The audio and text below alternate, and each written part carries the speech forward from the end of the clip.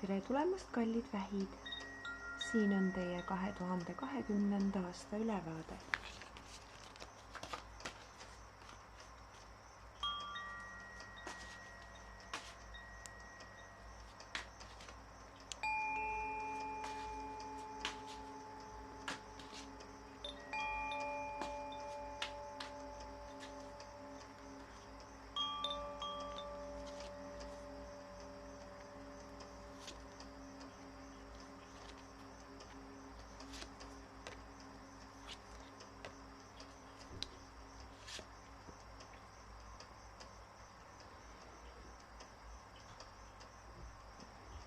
No nii, kallid vähid. Aasta möödub teil õppimise tähe all, mis iganes te olete plaaninud uut, kas siis õppida või teha, siis sellel aastal tekib teil nii-öelda väga palju võimalusi seda ka nii-öelda alustada, lõpule viia ja saavutada, olgu see siis kooli lõpetamine, võib-olla ametikoha vahetus, millega iganes on teil õppimine seotud. Sellel aastal tuleb teil seda üsna palju selles mõttes ette, võib-olla on see isiklik areng, mida te soovite nii-öelda edendada, siis kindlasti viige need plaanid ellu, ärge lükake neid enam edasi, sellel aastal on teil väga hea võimalus selle tegemiseks. Nüüd, kui ma õigesti mäletan, vähkidel on üsna üle pika aja olnud selline hea, rahulik, mitte liiga kaootiline aasta, kus te olete saanud rahulikumalt hingata võib-olla ja võib-olla teid on sunnitud rahulikumalt hingama, aga ometigi te olete seda saanud. Ka sel aastal ei tule teil mingisuguseid suuremaid muutusi, mille pärast muretseda või hirmu tunda. Ja kuna teil nüüd näitena on ees selline hirmutunde valitsemine sellest aastast ja mõistmine, et ei ole vaja seda teha, siis sellel algaval aastal on teil nüüd nii-öelda proovikivid, et kas te ka erinevates olukordades peate kinni oma nii-öelda uuest kombest mitte muretseda, mitte üle mõelda ja mõistate, et muretsemine ei vii kuhugi ja küll aga tegutsemine viib. Nüüd lisaks õppimisele on vähkidel ette näha aasta teisel poolel ka reisimist, liikumist, siis tööga seoses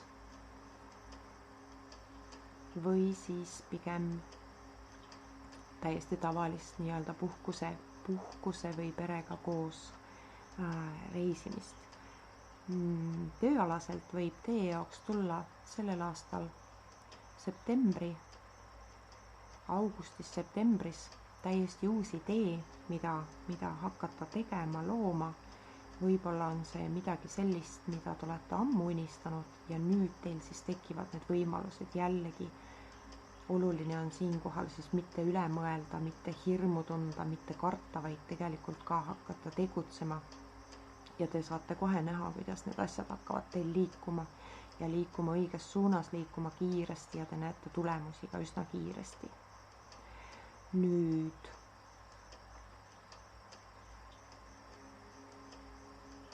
oluline on mitte pigistada silma kinni ja tegeleda enesepettusega. Praegu ei ole see koht, kus kujutada endale ette, et kõik on hästi, kui tegelikult ei ole. Ülemõtlemisel ja muretsemisel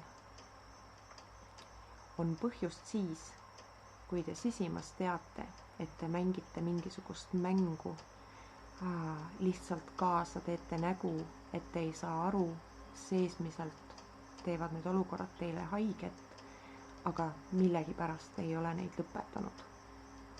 Nüüd märtsis-aprillis peaks need asjad lõpetama, mis lõpetamist on vajanud juba siin aasta lõpus. Ja kui te ei tee seda oma tingimustel, siis need asjad viiakse nii kaugele, et te olete sunnitud, aga siis on see olukord palju keerulisem. Nüüd paljude vähkide jaoks, kellel võib-olla on keeruline just selline kodune olukord,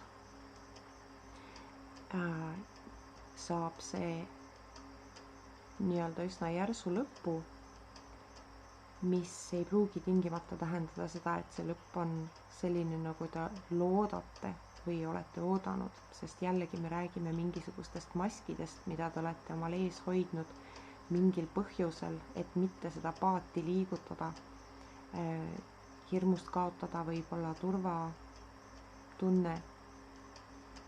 See uus algus tuleb siiski teha, sellest ei pääse. Kas te lähete sinna omadel tingimustel või teid sunnitakse seda uut algust tegema, edasi liikuma.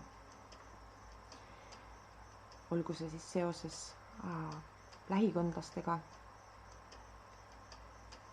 elukaaslastega või siis sõprusringiga, mingisugune lõpp seal osadele vähkidele siis tuleb, kes juba täna teavad, et tegelikult see on vaja lõpetada, aga nad lihtsalt ei julge või ei oska. Edasi tuleb liikuda. Te näete, et asjad lähevad lihtsamaks siis, kui te olete selle otsuse teinud. Ka see on üks selle nii-öelda teie selle aasta õppimise ja õppetundide osa. Tuleb muuta oma senist nägemust osadest asjadest, suuta lahti lasta või ennast vabastada ja edasi liikuda. Aitäh ja olge hoitud!